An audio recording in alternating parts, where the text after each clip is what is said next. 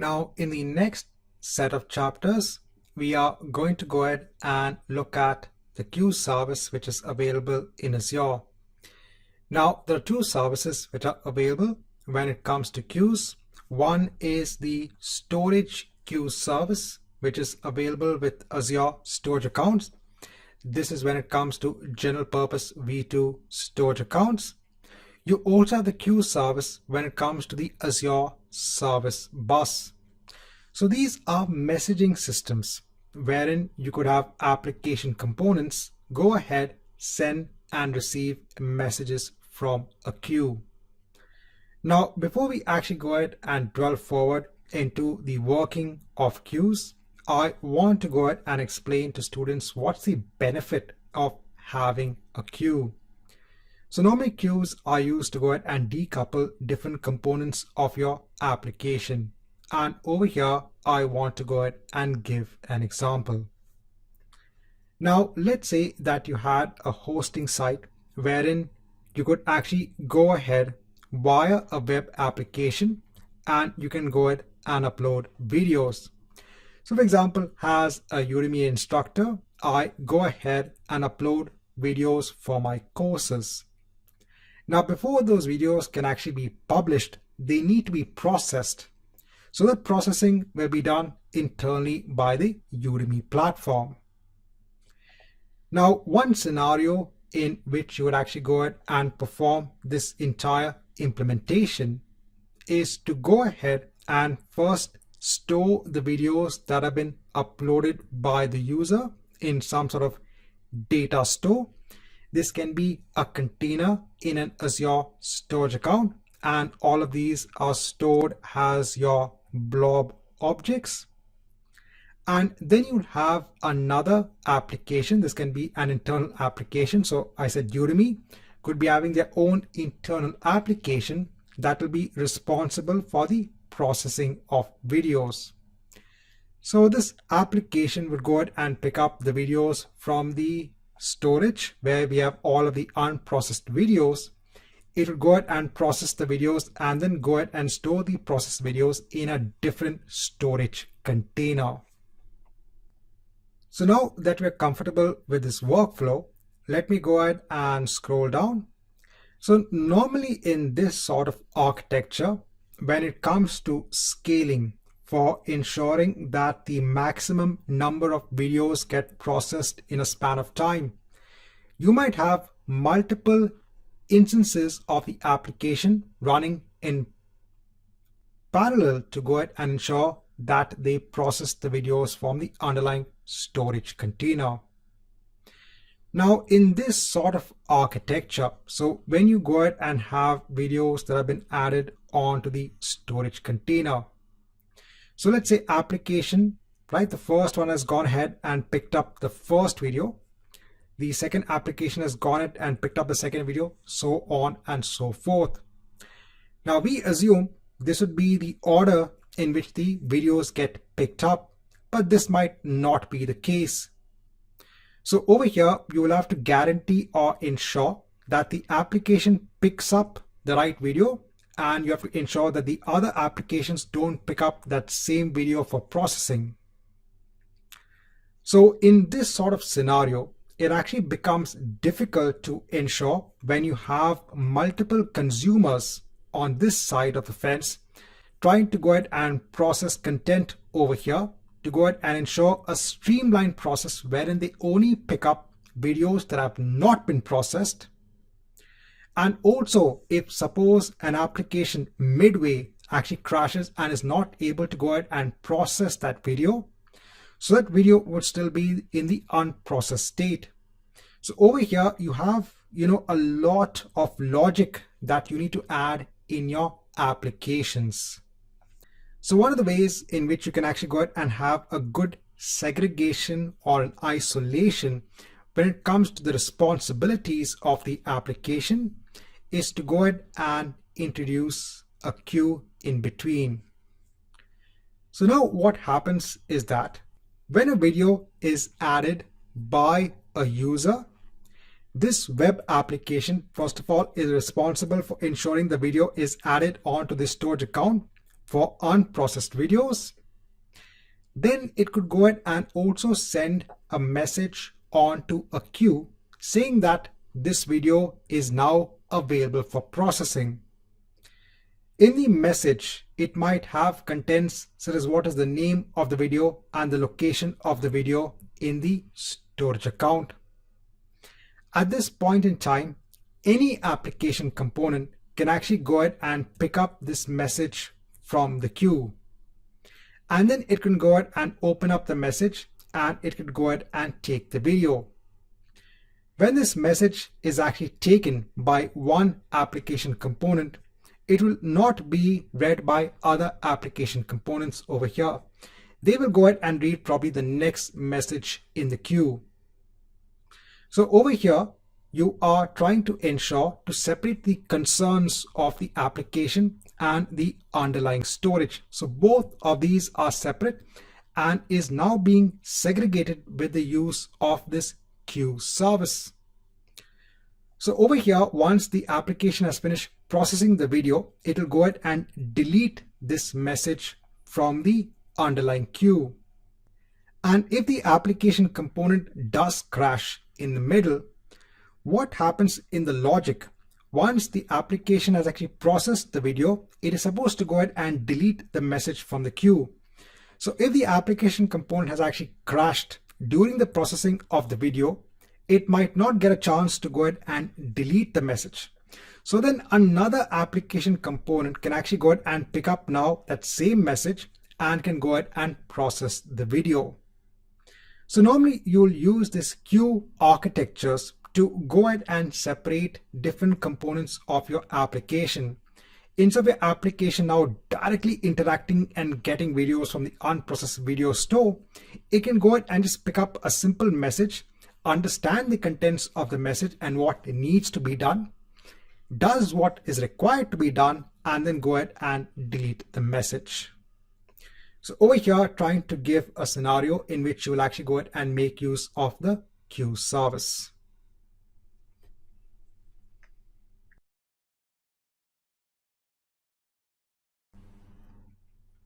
Now in this chapter, I want to go through how you can work with your queues in your storage account from the Azure portal. So this is very simple.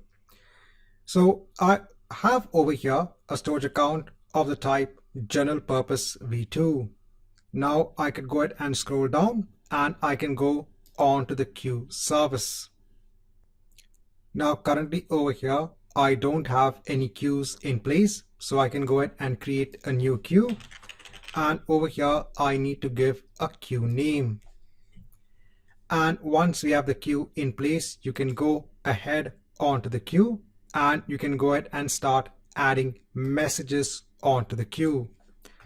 So over here, you can go ahead and just type in a simple message text. Over here, there is something known as an expires in when it comes to the number of days. You can also go ahead and specify in terms of seconds, minutes, or even hours. So what this means is that once you go ahead and hit on OK, this particular message will be in the queue for 7 days. If no consumer goes ahead and reads this particular message, then this message will expire. So over here, you can go ahead and decide on the expiration time period for the messages that are added onto the queue. Now over here, there is also the additional option of encoding the message body in base 64 encoding format. So this is an additional encoding that you can actually perform onto the message itself, because over here, your message is in plain text format. So if you want to go ahead and encode the message body, you can go ahead and ensure that this option is checked. Now I can go ahead and hit on OK to go ahead and ensure that we have the message in place. So now we have a message that is part of the queue. At this point in time, please understand that when it comes to adding or receiving messages from the queue, you'll do it via programs. Over here, I'm just showing you from the Azure portal how do you work with messages from the storage queue service. If you go ahead and click on a particular message, over here you can see different attributes about the message itself. So you can see attributes such as the ID, the message body, what time the message was inserted in the queue, and what is the expiration time. Let me go ahead and add another message onto the queue. So I'll go ahead and place it as test message 2 and hit on OK. So now we have two messages in the queue. Now when another client goes ahead and reads a message, this particular operation is known as dequeuing of that particular message. So you're going ahead and taking the message from the queue.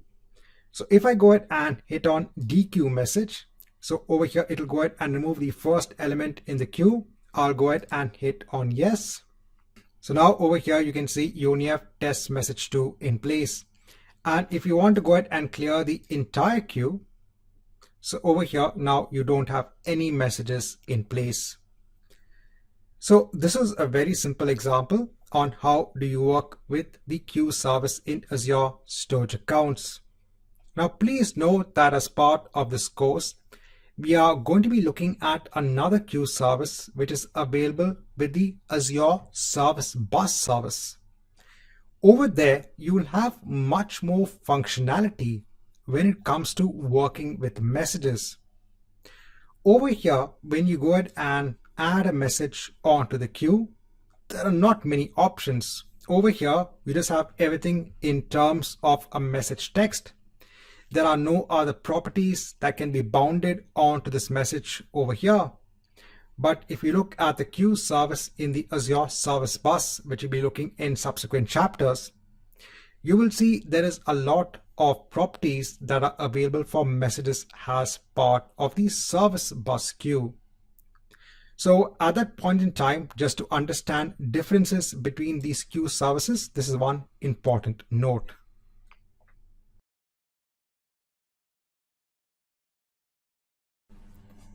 Now in this chapter, let's go ahead and see how we can use a .NET program to go ahead and insert messages into the storage queue. So I'll go ahead and create a new project. Over here, I'll go ahead and choose a console application for C#. I'll go on to next. Over here, let me go ahead and give a name for the project. I'll go on to next. I'll go ahead and hit on create. So this will be based on .NET Core 3.1.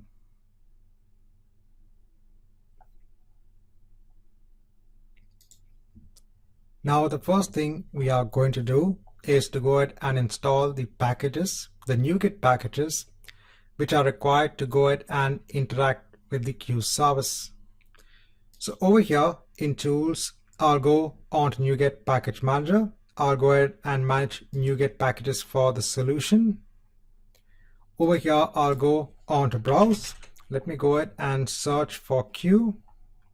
So over here, I'm going to go ahead and choose azure.storage.queues version 12. So I'll go ahead and choose my project and let me go ahead and hit on install.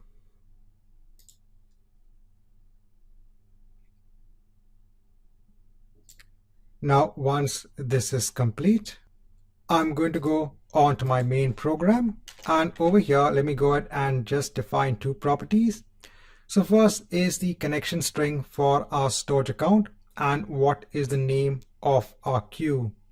So the first thing I'll do is to go ahead and ensure that I have the connection string in place. So I'll go on to my storage account. I'll go on to access keys. I'll go ahead and click on show keys. And over here, I can go ahead and take the connection string of key 1. You can go ahead and take either connection string. I'll go ahead and place it over here. Let me go ahead and ensure to replace this. Now, the first thing we are going to do is to go ahead and use the queue client class. So this is actually used to go ahead and interact with our queue service. I'll ensure to use the right namespace. So over here, let me go ahead and instantiate a new object of the queue client class. Now over here, so now we need to go ahead and enter our parameters. So over here, first is the connection string, and next is the name of the queue. Now within the client class, so if I go on to my client object, over here, I can actually go ahead and use the send message method to go ahead and send the message on to the queue. So let me go ahead and actually send a set of messages onto the queue. So first I'll go ahead and have a message has a string. Then in a for loop, I'll go ahead and add multiple messages onto the queue. So over here, I'll say message is equal to, this is test message, and then the value of I, and then I can go ahead and call the send message method and then send my message. Now I can also go ahead and first of all check the existence of the queue. So if the queue does exist, then only please go ahead and ensure to add messages in the queue. Right, so over here we are sending all our messages, and then finally let me go ahead and just say that all the messages have been sent. So if I just go on to my queues, I'll go on to my app queue just to ensure that I don't have any messages in place. Right, so I don't have any messages in place. Now let me go ahead and run the program.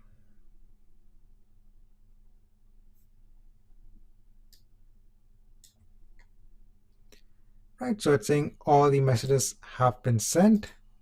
Over here, let me go ahead and hit on refresh, and I can see all of my messages in place. So this is how you can actually add messages onto your queue. One thing to note at just this point in time, in my code, I have not done any sort of base 64 encoding of our message. Over here, all of our messages are simple string messages. I said, remember, in the add message feature which we have in our queue, we also have the ability to go ahead and encode the message body in base 64. Just want to give this as a point to note. Now, when it comes to reading messages from the queue, there are two ways that you can do this. The first way is to go ahead and just peek at the messages in the queue. So over here, when you're doing a peek operation, you are not going ahead and removing the message from the queue. You are just going ahead and getting the details of the message, but the messages will still remain in the queue.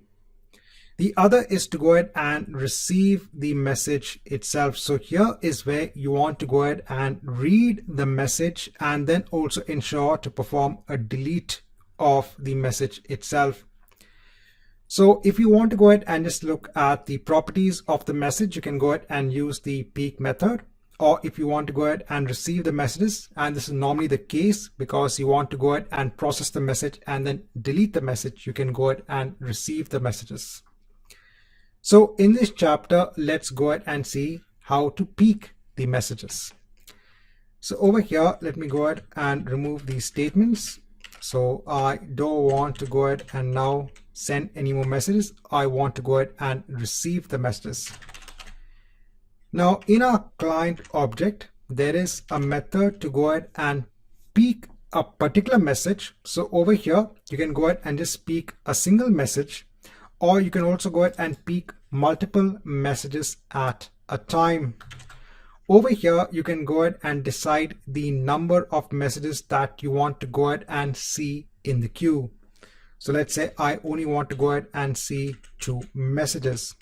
Now this particular method will actually go ahead and return an array of the class peeked message. So let me go ahead and ensure that I add that. So peeked message. Now over here, I need to go ahead and ensure that I use the namespace for the models for azure.storage.queues.models. And then for each peeked message that I have in my messages, over here, let me go ahead and just ensure it's an array. So over here, it's giving me an error. So let me go ahead and put as queue message because I already have message over here. You can actually go ahead and remove this and just have it as message because we don't require that anymore. And over here, we can go ahead and now write the different properties of the message. So for example, if you want to go ahead and look at the message ID, that's something you can do.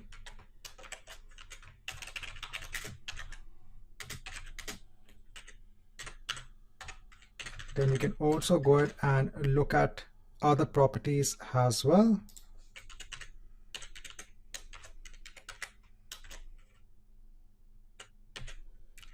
So I can go ahead and look at what time the message was inserted into the queue. And if you want to go ahead and get what is the text of that message, you can go ahead and look at the body of the message, and you can go ahead and convert it onto a string.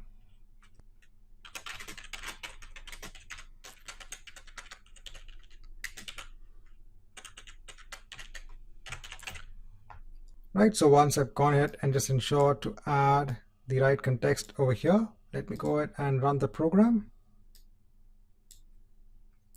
Right, so now I can see the ID when it was inserted and the messages.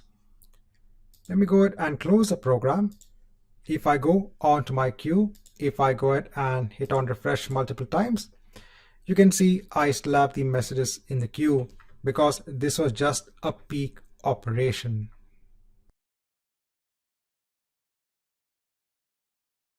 Now in this chapter, I want to go ahead and show you the other operation wherein we will go ahead and receive a message from the queue, and then we'll go ahead and delete the message.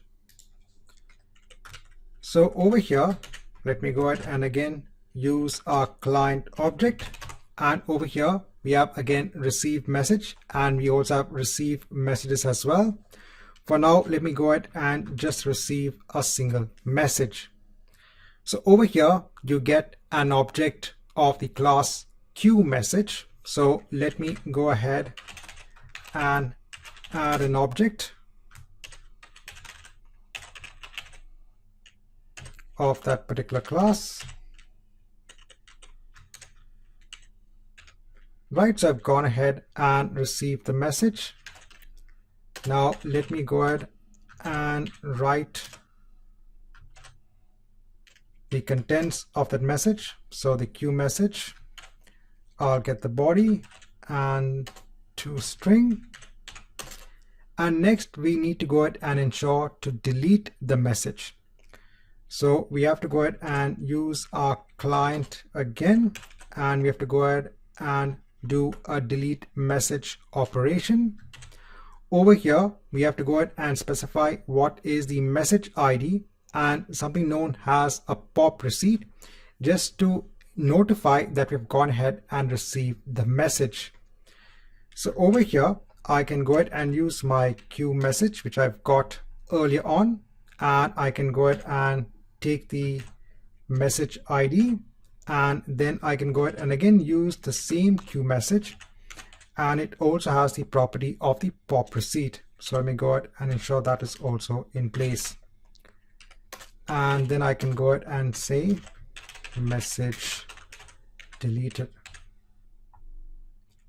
Right, so once this is in place, let me go ahead and run the program. Right, so this is test message 0.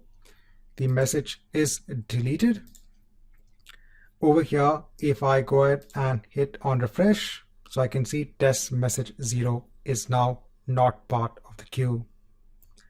So over here in this chapter, I want to show you how you can receive a message and then ensure to go ahead and delete the message once it has been received.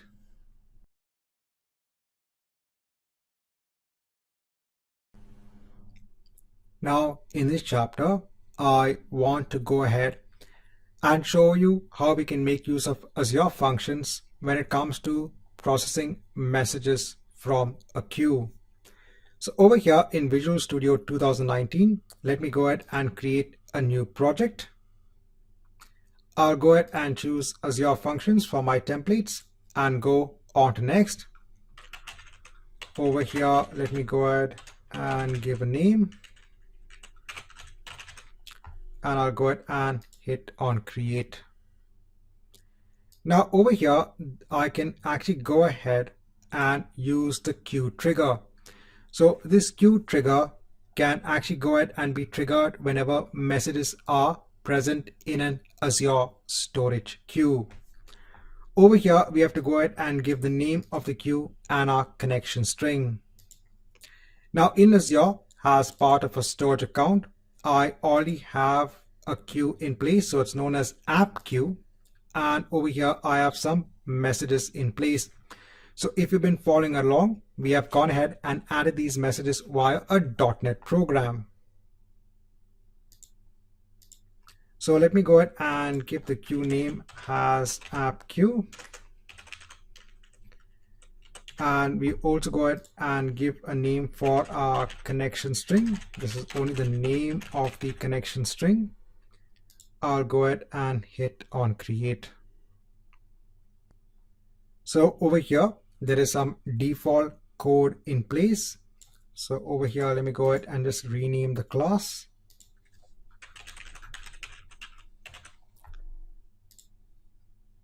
I'll hit on yes. And let me go ahead and just give a name for the function. So over here, when you look at the type of trigger, so it's based on a queue trigger. Over here, we give the name of our queue, and over here, we have the connection string. So firstly, let me go ahead and ensure that I have a connection string in place. So I'll go on to my local settings.json file. Over here, let me go ahead and add the connection string. So I'll go on to my storage account. I'll go on to my access keys. I'll show the keys. I'll take the connection string. I'll replace it over here. Let me go on to the queue message. Now over here, in terms of the input, what we get is a string binding basically for our queue item. So this Azure function binding will automatically go ahead and get what is the body of the message, basically in string format. And over here, we are just going ahead and logging the information.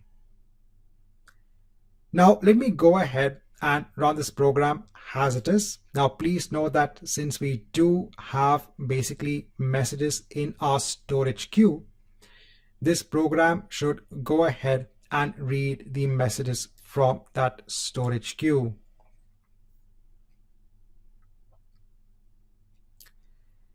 Now over here, I can see I'm getting a lot of errors. So it's trying to go ahead and get the messages, but it can't. And I'll go ahead and explain why this is a problem. Now, when it comes to Azure Functions, when it comes to receiving messages, it expects those messages to be base 64 encoded, and that is something we did not do in our program when we were going ahead and adding the messages onto the queue. Please note that Azure Functions will try 5 times to go ahead and read a message. So over here you can see that the message has reached a max DQ count of 5. That means it tried 5 times to go ahead and read a message. This is for one particular message in the queue. Then it has gone ahead and moved the message onto another queue that's known as app queue poison. So over here, the queue service has automatically gone ahead and created a new queue. Those messages that can't be processed are actually sent on to that particular queue. So if I go on to my queue, so let me go on to my app queue. So I'll go on to queues. I'll go on to my app queue, and over here you can see your app queue poison. Let me go on to the app queue, and you can see you have no messages over here. So it was not able to go ahead and read and process the messages. So that's why now all the messages have actually gone on to this particular queue. Now in the next chapter, let's go ahead and send our messages via a .NET program again. But this time, let's go ahead and ensure that we have that base 64 encoding in place. For this moment, let me go ahead and close my program. That's for my Azure function. Now, in the last chapter, we had understood that there is an issue when it comes to Azure functions receiving messages from the queue. So over here, I'm back in the program wherein we go ahead and add messages onto our storage queue. So let's go ahead and make some changes. Firstly, I'll just go ahead and add a new string variable over here of temp message. So I'll go ahead and now assign this on to the string we are making over here. And next, I want to go ahead and now convert the string onto bytes first. So over here, let me go ahead. And then over here, let me go ahead and use system.text.encoding.utf8.getByte. So I want to go ahead and get the bytes first. This is of our temp message. And then the actual message will be system.convert to base 64 string, and over here are bytes. And now we can go ahead and send our message. Right, so let's go ahead and run this program. Right, so all the messages have been sent. If I go on to my queue, so I'll go on to my app queue. So I have all my messages in place. So over here in the message body, you can see this is test message 0. Now I'll go on to my Azure function and let me go ahead and run the program. And now over here, you can see the trigger or the Azure function has been executed. Over here, you can see all of the bodies of the different messages. Right, so in this chapter, just want to kind of show you how you can use Azure function to go ahead and get messages when they are added onto the queue.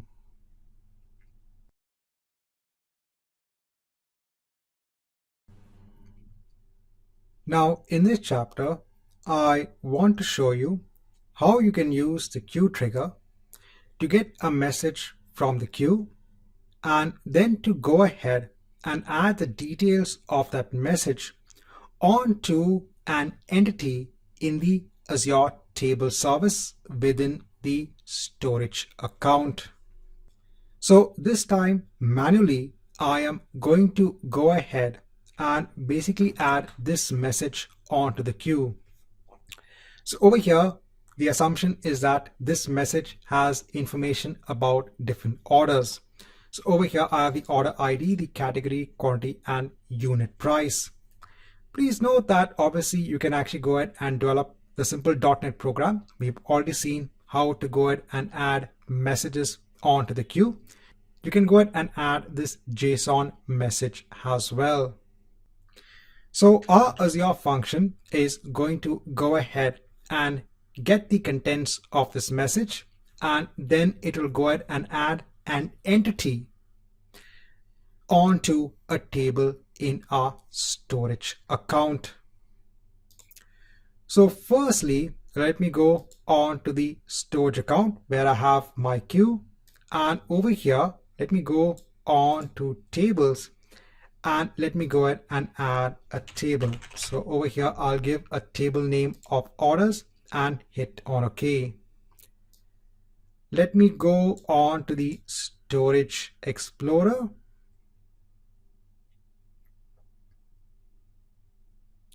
At the same time, let me go ahead and open up storage accounts in a new tab. Over here, I'll go on to my tables. I'll go on to orders. So currently, I don't have any data in place. In the other tab, I'll go on to my storage account. I'll go on to my queues, and I'll go on to my app queue. So as in over here, I'm going to go ahead and add a message that has all of this information. Now I have to ensure that the current Azure function we have is ready to go ahead and process the message and add it onto the table.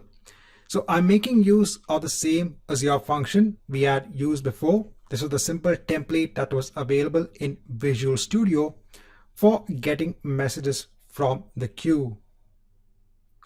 So over here, the first thing I will do is to go ahead and add a new class just to ensure that we have a representation of our orders information. So over here, let me go ahead and place it as the order class. So over here, I'll go ahead and paste in the properties. Remember, when it comes to the entity for a table, you have to go ahead and in the class mention what is the partition key and what is the row key. So over here, in our case, the partition key is going to go ahead and map onto the category property of our data. So over here, we have the category of mobiles, and the row key is going to map onto the order ID. Right, so we have the order ID over here. Now I'll go back onto my main class. Now over here, the first thing I need to do is to get a better representation of the data we are getting from our queue. So over here, instead of actually getting a string, I can go ahead and basically get a JavaScript object. Over here, I can go ahead and ensure to use newtonsoft.json. So this is also possible. We can have different representations of our data that gets fed or given onto our Azure function when it runs. Once I have this in place, over here, let me go ahead and create now a new order object. And over here, I can now go ahead and set what is the partition key. So over here, it will be my queue item, which is in the JavaScript object format. And over here, I can go ahead and reference the properties. So over here, my category. So this has to match what is the property name over here. This has to be the exact match. And then over here, I can go ahead and cast it onto a string. Now over here, I have just gone ahead and pasted what are the other properties I want to set. So over here, I'm ensuring to convert this onto an integer for the quantity and onto decimal for the unit price. So now I have my object in place. Now Azure Functions can automatically go ahead and take this .NET object, and it can go ahead and break the different components of that object and add it directly as an entity onto our Azure table. So how do we do this? So for that, for our function, I can also go ahead and add another attribute wherein I can go ahead and specify a return type of the type table. Over here, I can go ahead and give what is the name of our table, and I have to go ahead and give my connection string. Since my queue and my table are in the same storage account, I can go ahead and reuse the same connection string. And then over here, I can go ahead and basically just return my order object. As simple as that. This will go ahead and ensure to return that data onto my table. Over here, instead of having a void, I need to go ahead and ensure I put the return type of my class. Over here, if I go on to the error message, so over here it's saying that my order class is less accessible. So I can just go on to my order class, and over here, let me go ahead and ensure it's public. Right, so now it should be fine. So now let me go ahead and run this Azure function.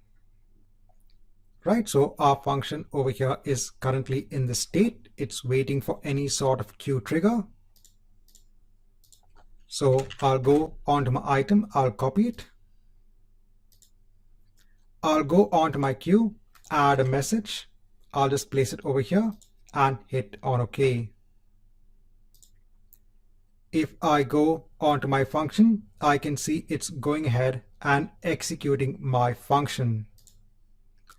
Over here, if I go ahead and hit on refresh, I can see it has gone ahead and processed my message. And over here, if I go onto my orders table, if I go onto more, and if I go ahead and hit on refresh, I can now see I have my order information in place. So over here, I have shown you with Azure Functions how simple it is to go ahead and process a message from a queue in the Azure Storage Service, and how it can automatically add that information onto the table in the storage account.